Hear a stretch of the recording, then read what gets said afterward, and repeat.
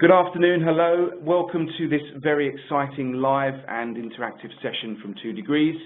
I'm Tom Idle, and I'm going to be your host here for the next 45 minutes or so as we get stuck into what promises to be a fascinating conversation. Our subject today, corporate NGO charity partnerships.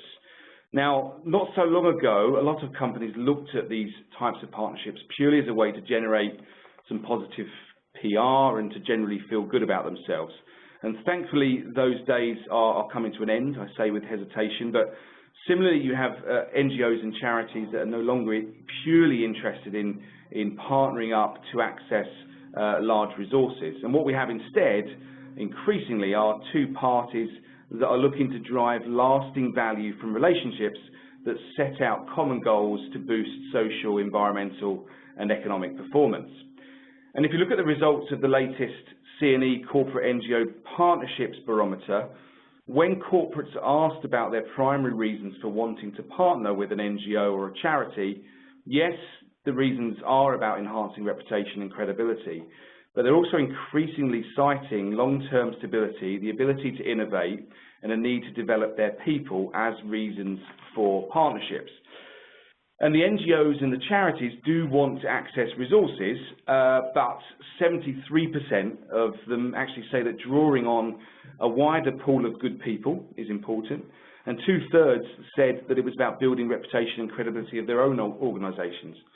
And for me, I think the most interesting finding from the latest study is the perceived value that partnerships can actually bring.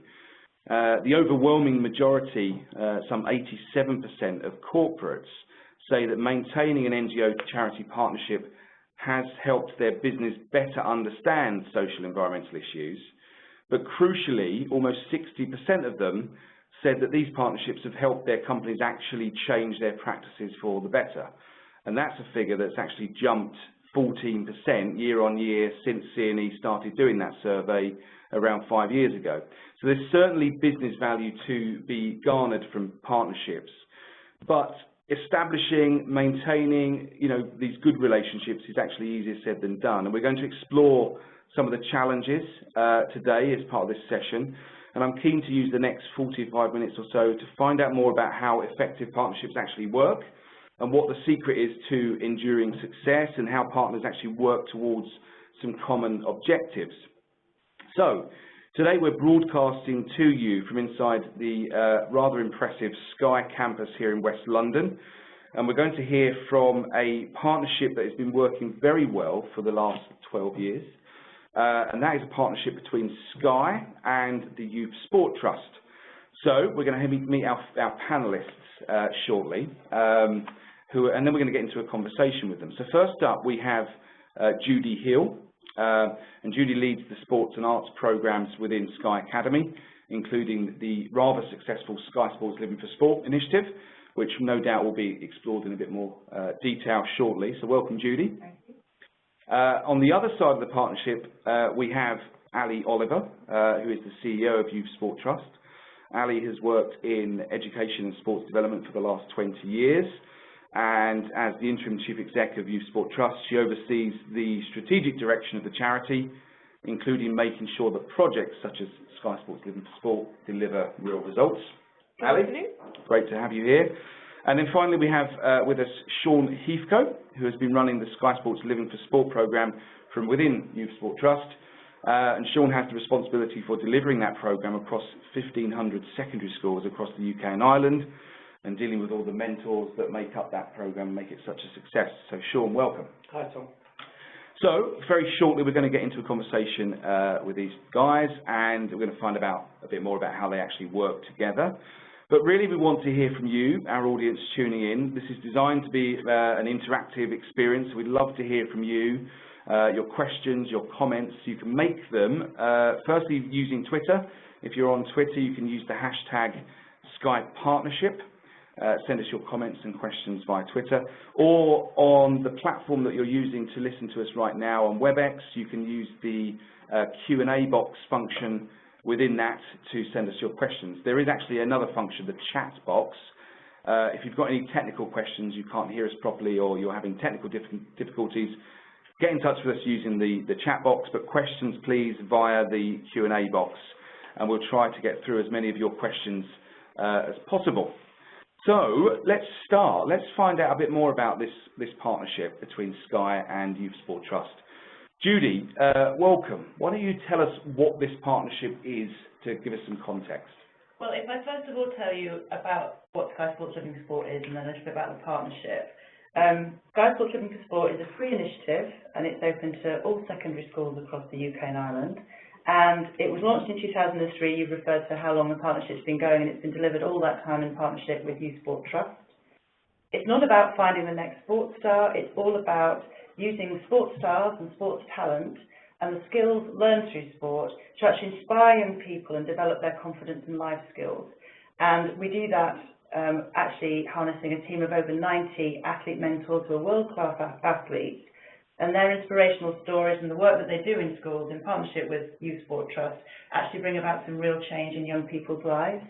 And this programme is actually part of Sky Academy, and that's Sky's commitment to offer 1 million opportunities to young people by 2020 to build life skills and fulfil their potential. Okay. And Ali, how did it kind of start in the first place? Who approached who, and how did this relationship start? I guess it started in a very different way to the way it has evolved, actually. So it started by a chance meeting of the previous director of the Bigger Picture at Sky and the chair of the Youth Sport Trust. And it arose because of a conversation which identified a common interest in young people achieving their very best in life and sport. So obviously we're the Youth Sport Trust, so it says what it is on the tin, but obviously Sky have those interests as well. And from the very first conversation those two individuals had, it was about a shared mission, a sense of common purpose to build a better future for young people, or try and raise aspirations and ensure that young people achieve their potential. So that started back in 2003. That was when that first sort of conversation happened and the programme got going. So it certainly wasn't anyone approaching anyone directly about it, and it wasn't necessarily particularly strategically planned. It was quite organic to begin with. But after a pilot year in 2003, I think what both partners identified was both the shared value set, and yes, we can make something work, but the original idea and the original product that we put to schools wasn't quite right. So we had to immediately get to grips with how working together and maximising our complementary assets can deliver something that would achieve both the organisation's respective objectives. So to cut to the chase, we're here now 12 years on, and a couple of things were pretty significant in the evolution of the programme. I think, first of all, putting some unique inspiration which came from the fusion of what Sky do brilliantly and hopefully what the Youth Sport Trust do very well, which was the use of athlete mentors. So either current elite athletes or those retiring, using their experience of sport to inspire young people. And then secondly, there's a change in our tack around the use of the brand, actually. Right. And we can talk about that later, but the brand was used very differently through the history of the programme. Okay. And just to add to that, I think from Sky's perspective, there was always a big push from senior exec to make a broader contribution to society, and it was that right space. Young people made sense. We were a relatively young company in a media sector at that time. Sport was a big part of what Sky was about at that time. So young people and sport was very much a meaningful way for us to deliver social impact. But what YST we're looking at is not just getting kids active, it was actually meaningful social impact, which I think was one of the common areas that we shared. Yeah, yeah. And obviously creating value is everything here. And how do you establish a series of kind of objectives or key performance indicators? What does that process look like? Do you want to start, Judy? Yeah, I can talk about from Sky's perspective. I mean, we're obviously a very ambitious company. We aim to make an impact very quickly, and we want to achieve results, and at the same time they need to be effective and quality results.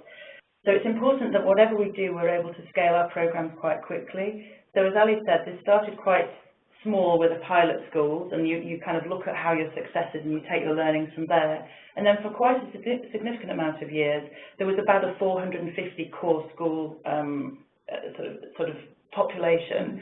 And then in the last 4 years, we scaled it up quite quickly to over 1,500 schools across the UK and Ireland. And across that, we have to measure and keep track of results. And we kind of do that in 3 ways. We have 3 broad areas of measurement, which is first of all reach. We want to maximise the number of young people that we are affecting and that can bring this programme to. Obviously, over time, you look at the social impact, and we have a very rigorous third-party research mechanism that gives us that measurement and evaluation, and we have sort of evidence and stats to prove that. And the final area is really brand value. We need to look at value as a corporate that delivers back to the brand, because we don't make any apology that we are looking for return on investment, and it as well as societal. We also have research that proves that if people know and understand our initiatives, they feel warmer about the brand, and that's very important to us too. So on every area, we have measured stats against that. So for instance, if it was reach, it would be what number of schools are taking part, what number of participants have you been able to impact. With social impact, we have a slide that actually you might be able to see at the moment, which is all about some of the evidential measurement and evaluation work that we have provided. This is actually a viewpoint from teachers, but really when you see the numbers, which is really only half the story, but when you've got 91% of teachers seeing an improvement in self-confidence and self-esteem, when you've got an 81% improvement in behaviour judged by teachers, we're very proud of these outcomes. But really stats are only half the story. It's about what is the impact on those young people's lives, and we often see very individual journeys that we celebrate actually every year at our Sky Sports Living for Sport Awards, which happened just last week. And when you see the journey that individual students, teachers and projects have been on, then you know that it's actually working and you're getting a value and a return on your investment. Yeah. And Ali, for you, I mean, presumably you're measuring the same kind of metrics. What's the process for you in terms of agreeing on those objectives from the outset with Sky? I guess we agree, and we have exactly the same three things. So obviously we are hugely interested in reach. For us, how many young people we can reach, how many schools we can engage and affect in terms of their practice, what we do. Similarly, the social value, just as the things that Julie's just gone through, they are our measures. Is that a coincidence, though, or is this something you've commonly agreed? We've commonly agreed them, and I think that's where the partnership has worked. So something like, what are the right measures for us to be looking at in terms of impact on young people? Hopefully the Youth Sport Trust's experience and expertise of working with schools for 20 years, we know what's important to schools, and therefore deciding on key performance indicators which give Sky the right social value measures, but also are going to be relevant, meaningful and resonate with schools, so they want the programme because they know it's going to make a difference to things that are important to them. So I think that's how we've used our respective expertise and viewpoints on the programme. Sure.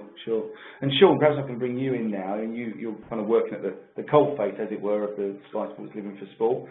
What's kind of been achieved so far as a result of this partnership?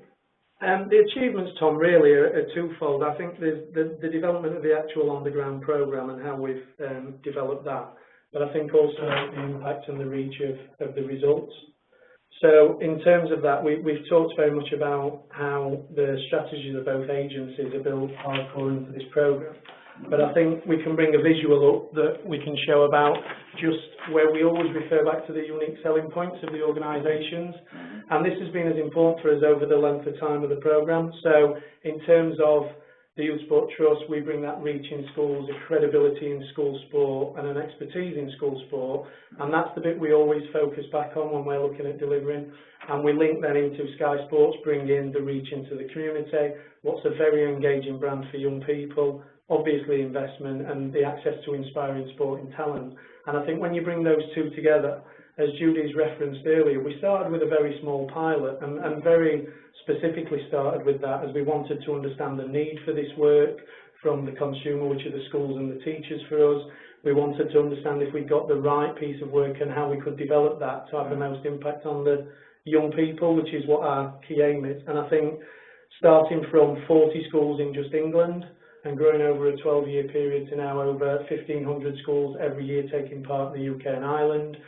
We, as Julie said, had a core sort of 400, 450 visits a year, even in 2010. Where we're at now with the growth and reach is we've got over 3,000 athlete mentor visits happening in schools every single year.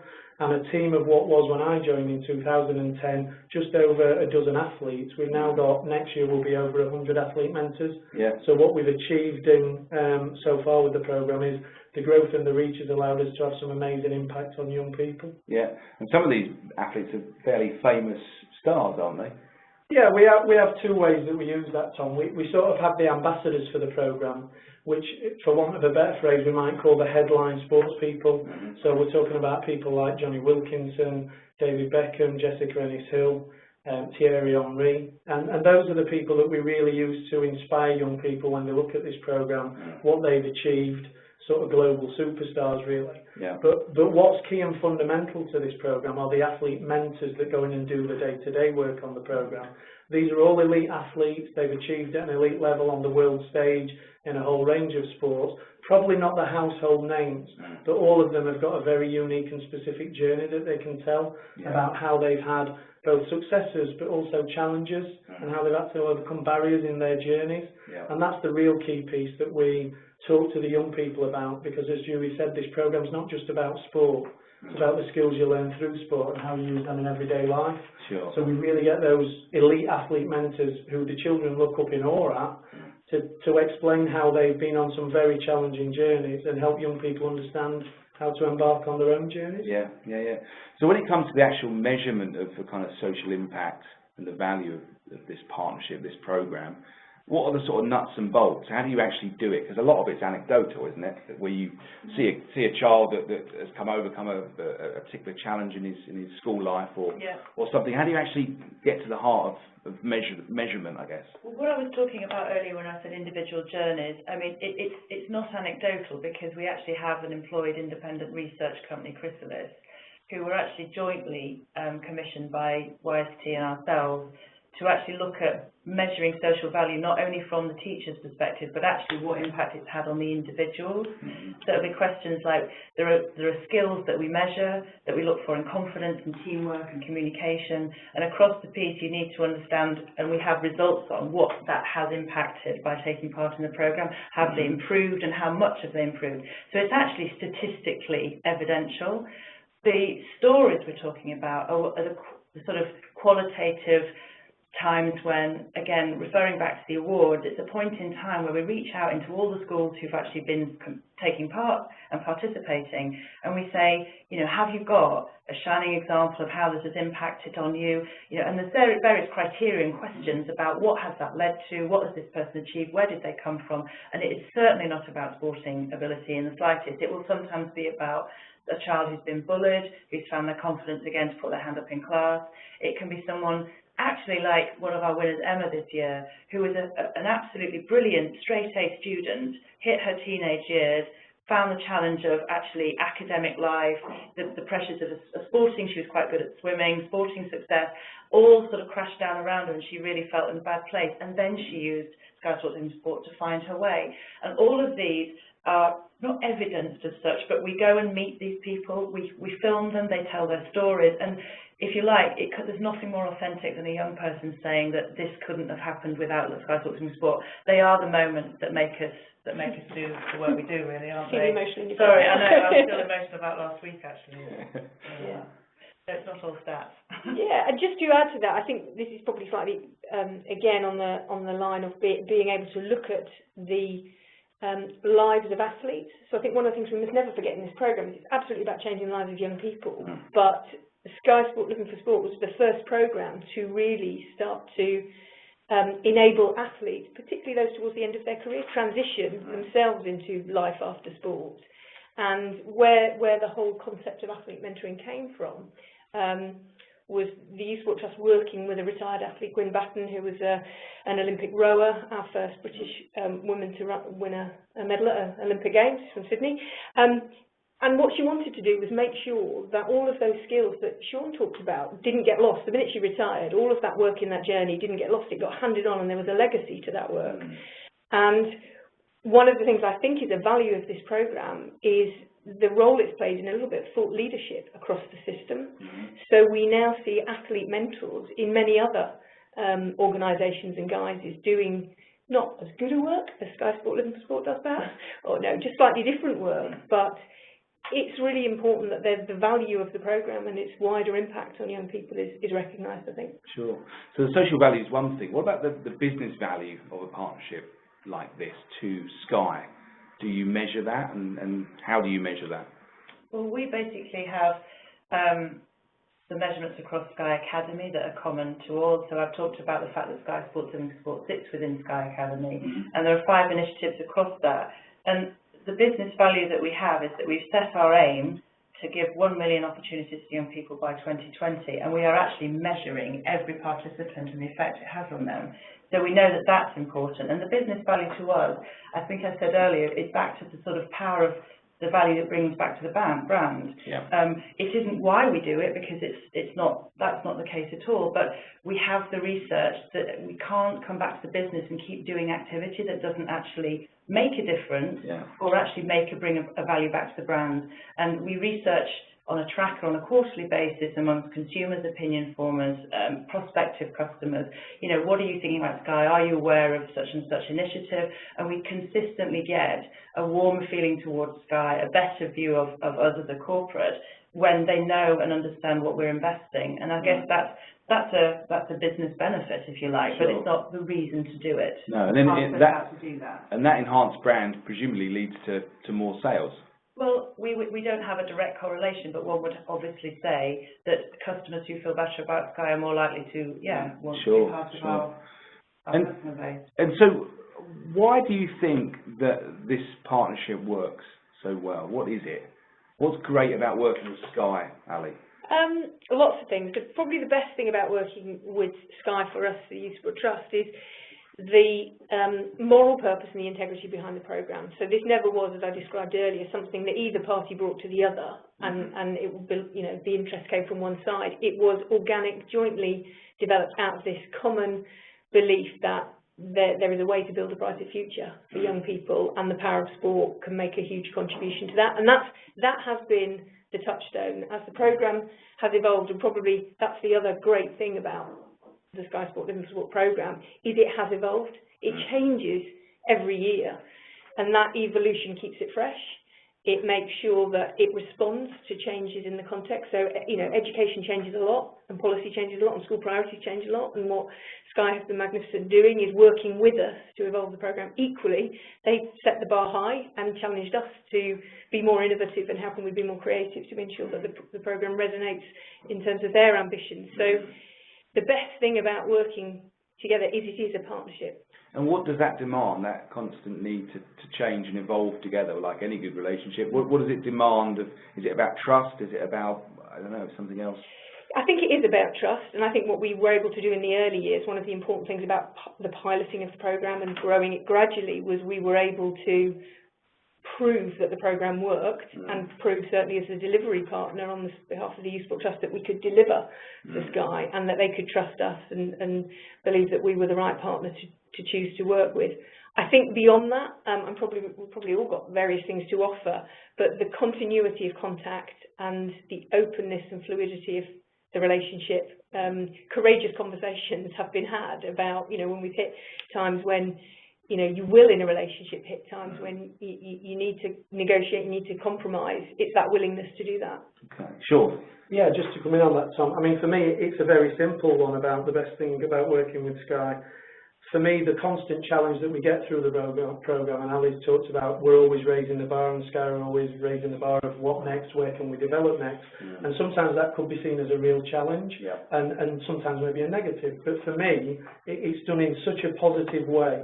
So that constant challenge, but there's a respect for the individual. So certainly as me as the programme manager on the ground delivering the programme, I always feel that my expertise in my knowledge of delivering the programme there is listened to, is reflected on, and we work together on deciding what the outcomes will be. Sky never tell us what to do.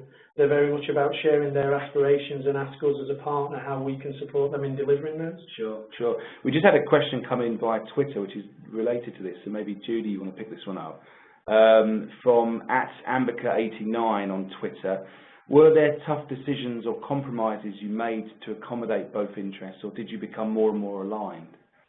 That's interesting. I think I haven't had the longevity on the programme for the whole 12 years, and I'm sure there was some tough decisions at the start. But I think the key thing that, because we have these core aligned objectives to start with, that Sky's company ethos is believe in better, and YST want to unlock potential in young people, and the Sky Academy evolved like that. If it hadn't evolved like that, we might have started parting company, but we've kept this common alignment. So I would say the tough decisions are usually just about, you know, how much can we actually get done in the time that we've got, and being realistic about that. Sure. Alex? Yeah, I would just add, I think that, you know, with a bit more history, there's been a bit of a coming together. So we feel very much, and I'm sure you reflect that this has moved from a programme somewhere within the greater organisation of Sky to something which feels much more part of, and I know is part of, the business strategy. This isn't something we do as Sky does to, as you said earlier, you know, invest and feel good about. This is absolutely core and central to some of the ways in which the business is growing and developing, not least, you know, the engagement with employees here at Sky. I think that's... So had you not seen that happening within Sky, would you be more reluctant to continue that relationship? I'm not sure actually that we would have been more reluctant. I think what it has done, it has made sure that the relationship is cemented around a common purpose. We've never felt that we're standing with a begging bowl, please Sky invest in this programme. Yeah. It's been embraced over time more holistically by both organisations. And, you know, I mentioned earlier the athlete mentoring is now hardwired into the Youth Sport Trust. It's part of a whole broader range of programmes. Equally, while Sean, you know, heads up our Sky Sport Living for Sport programme, you could ask any member of staff in the organisation, they would absolutely know what it is, what it stands for and why, because it has become part of our DNA, this programme.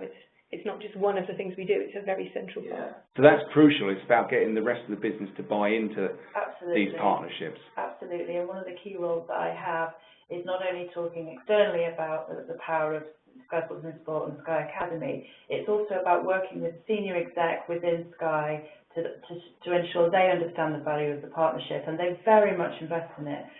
We have the full support of Sky Sports News, Jeremy Darroch, our Chief Executive, who comes and visits, does school visits, he comes along to events.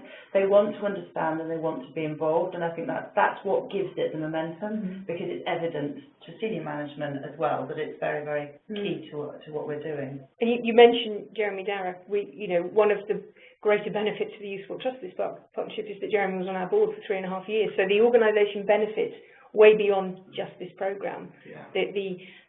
Not just the funding, but the wider assets that Sky bring to the Youth Sport Trust. I mean, they're helping Sean develop. He's being driven and is being more innovative as a result of the interaction. But as an organisation, we've benefited hugely from the expertise.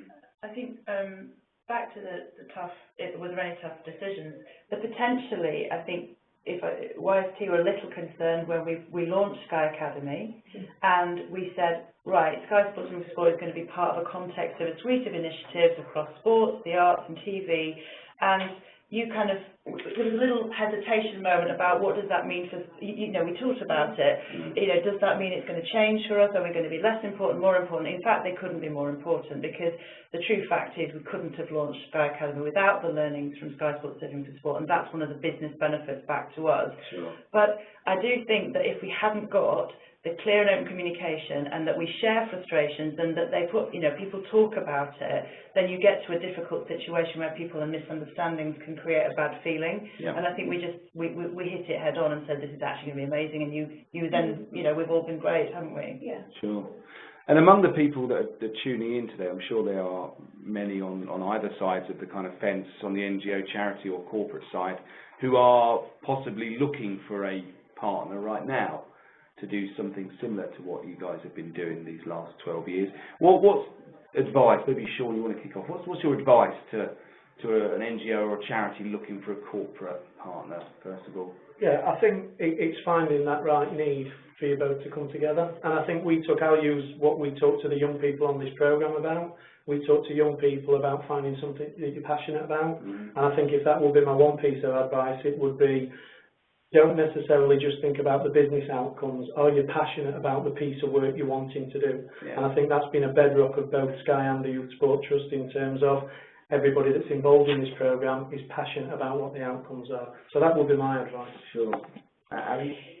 Yeah, I suspect from an NGO perspective, if there are NGOs listening, it's keeping your mind open to the ways in which you might benefit from a relationship with a corporate. So the immediate thought of any NGO is cash, is, their funding to support our work, and of course, that is hugely important. But as I sort of touched on already, the benefits to us as an NGO have been huge of partnering.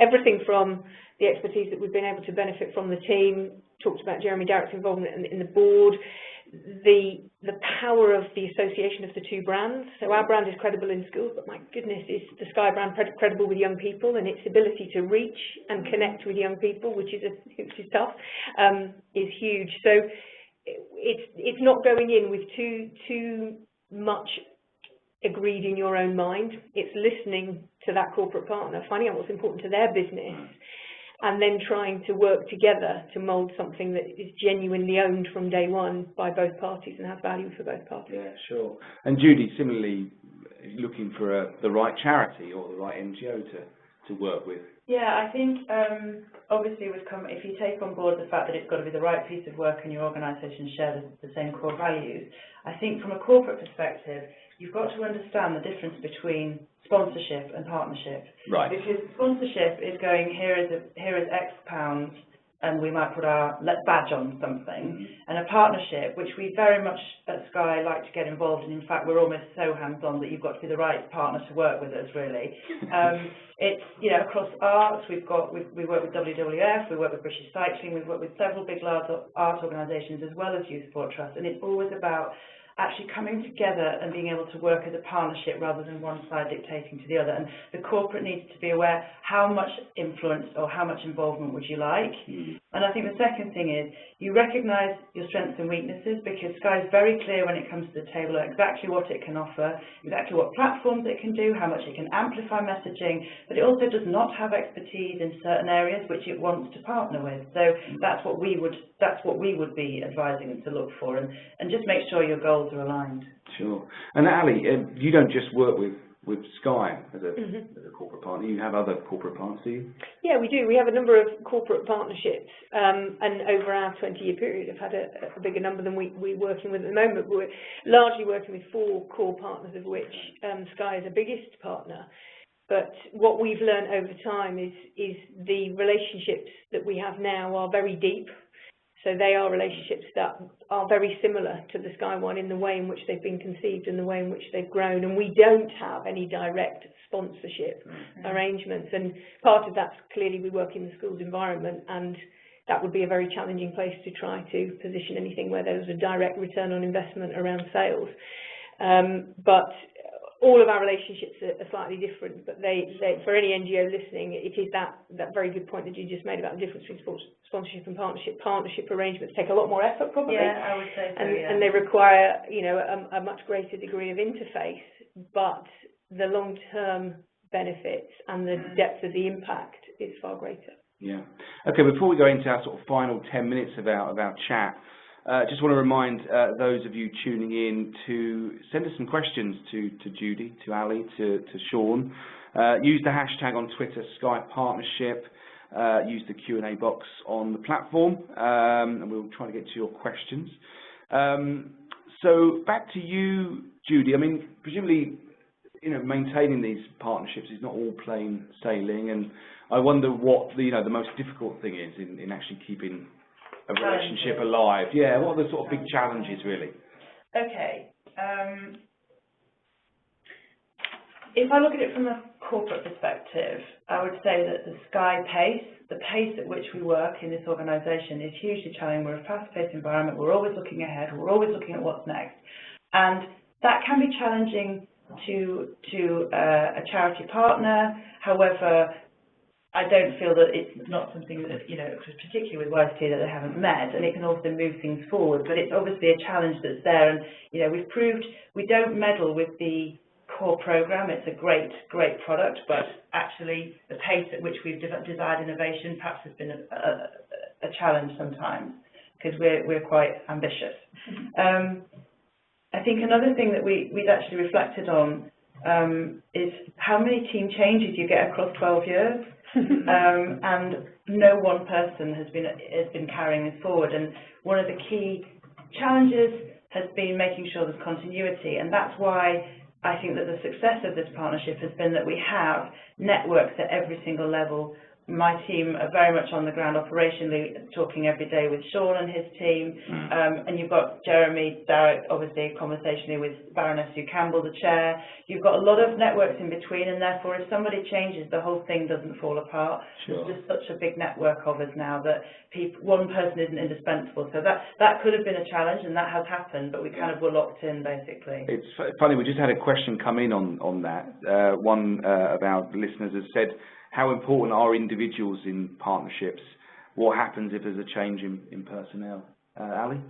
I think individuals are important, and I would have to say, not just because I'm sitting between these two individuals, but individuals are important, and the quality of individual running the programme. But just as Judy said, that both the programme or the piece of work itself being hardwired into the organisation, so it's written into the strategy and it's written into the forward direction, really important.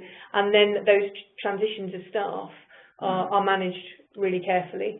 But the fact that we have got so many layers of interface, that the organisation is connected at so many different layers, it means we've never faced a position where everybody at all layers has gone at the same time. So there's always been a continuous that's a product of how long we've been in partnership. So obviously I think it could be more challenging if you're in a shorter term relationship, and you just have to make sure that you start with a very clear direction, that you have probably senior level network contacts, which are less frequent changes, rather than just the day-to-day operation being where things are centred.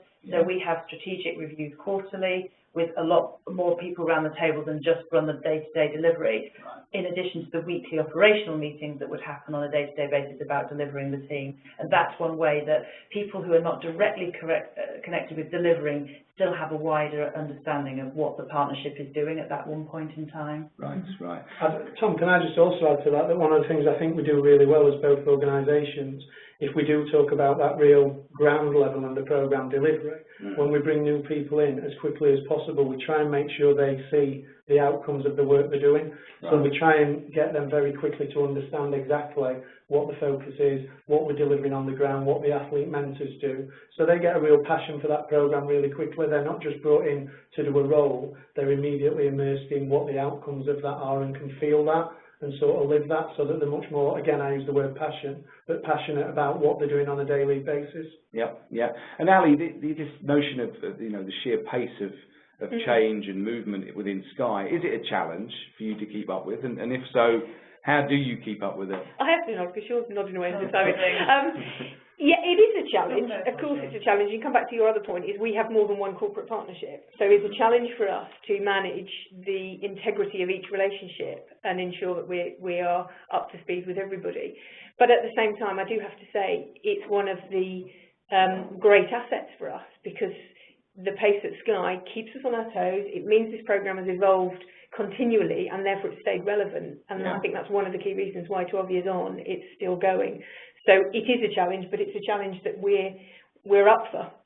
We know it's important, but we try our very best to keep pace with it. I mean, one example of that is when we had to take the baseline measures of the KPIs wider than just Sky Sports Open for Sport, because we were measuring it across the whole of Sky Academy. And that challenge and that pace of that launch was talking about getting YST to come with us and be really aware of how we could actually make that move from perhaps number of schools to number of participants, and we had to change processes, we had to change methods, and you really jumped on board and got behind it. And we couldn't. This is where I was talking about the learnings from Sky Sports and Sport are just the bedrock and foundation of what Sky's gone on to do, which is a massive win for us. And I think coming back to the courageous conversations and the point that Judy made about looking to us for expertise. Actually, if there are unrealistic demands, we'll say so. Yeah. And the respect is there that if you're saying this isn't realistic, Youth Sport Trust, then we kind of accept that. Nobody in this partnership wants to set either up to fail. We want to succeed, and our success comes from. Let's take another one of our listener questions, which kind of takes us back to where we started this conversation. Rick Benfield asks, when identifying new partners, have you proactively approached organisations? And if so, how? Or have they all been organic stroke lucky? That's really To either. I think what we're very conscious of as the Youth Sport Trust is which organisations both have the underpinning value set that would make them a potential partner, but also have an interest in this area. So we said from the word go that the fact that Sky is interested in young people in sport meant that when those two individuals had that very first conversation, there was some common ground. So we do make sure that our corporate partnerships team are on, are very alive to what's happening in the corporate world and looking for potential. But I think it's also having an open mind, not to assume that just because a particular corporate has had an interest in that area for some period of its history that it will do. In fact, again, our experience shows that sometimes corporates stay with a theme and then they move to something very different. They've done something in a space and they now want to move into a different space. So it's keeping that open mind and being prepared to flex and bend and being creative enough to make sure that we can within reason, respond to whatever the business objectives are of that partner. And are there corporates that might approach that you wouldn't work with? Yes, there are. So we have to be very careful, given our work is with young people and with schools. So we've got to be really careful about brands that schools simply wouldn't tolerate on their... A fast food company or a... Yeah. Yeah, it can be very, very difficult. Confectionery companies, anything, tobacco companies. There are some obvious ones that we have a clear stage gate process that we don't go near. But we do get, interestingly, quite a lot of direct approaches or approaches through agencies who work on behalf of corporate partners come across us, and that always makes us pleased because it kind of reflects that we're a credible partner and we're someone that, again, thanks to the partnerships that we do have, puts us in a very strong place to be seen as a delivery partner of choice for others. Yeah. Judy, I wonder if I can ask you about accusations of greenwash, perhaps, or working with charities just because it makes you feel good. How do you counter that? And obviously, I'm not saying this partnership is bad, but presumably there might have been partnerships in the past that have brought this up. How do you kind of deal with that? Well, I think first of all, if you're in a partnership that's delivering real social value that's measured, there's less likelihood of you being accused of that rather than just badging something. There are corporates who really do just want to have a name and association and pay for that privilege, and then really nothing much comes out of it. And so therefore that's probably less authentic. And if you come to rally the business to do some big project or to actually respond to certain things like that, they're really not behind you because nobody's really invested in it. So I think if you've got a partnership that's invested in from a senior level down, then that's less likely. I think the other thing is evidence. Everywhere across all of the partnerships that Sky have, we not only have to have evidence for ourselves, but we actually are happy to share our evidence of what we're achieving. So if you've looked at what the actual realities of the difference and impact that we're making to young people's lives in this sense, or in arts about how many other people we've been able to expose new art forms to, or whether we've been investing in young talent to take them to the next stage of their careers, there is the evidence not only in stats but also in personal journeys that people are prepared to talk about that really don't make it very easy to just say that's not particularly authentic. And I think if you stick with core values and a strong purpose with your partners, then if both sides are consistently saying the same things and the right things, then I hope that would be a good way to counter that, really. Sure. In the interest of time, I think we're going to have to shortly wrap things up, and I wonder whether I could ask each of you to maybe sum up with a tweet-like sentence that kind of gives us and our audience a short piece of advice. So what is the answer to a successful corporate-NGO partnership? Who wants to go first? I'm going to go first because it'll be harder to follow anybody else's, I think. I would say find common ground, have those difficult conversations when needed, but value your respective expertise. Great. Sure. I think I'm going to come back to something that's a theme for me working with Sky, about the people that I've worked with for the last 5 years and that I certainly work with at the Youth Sport Trust, and that is make sure you find something that you're passionate about. Yeah, comes back to passion. Judy?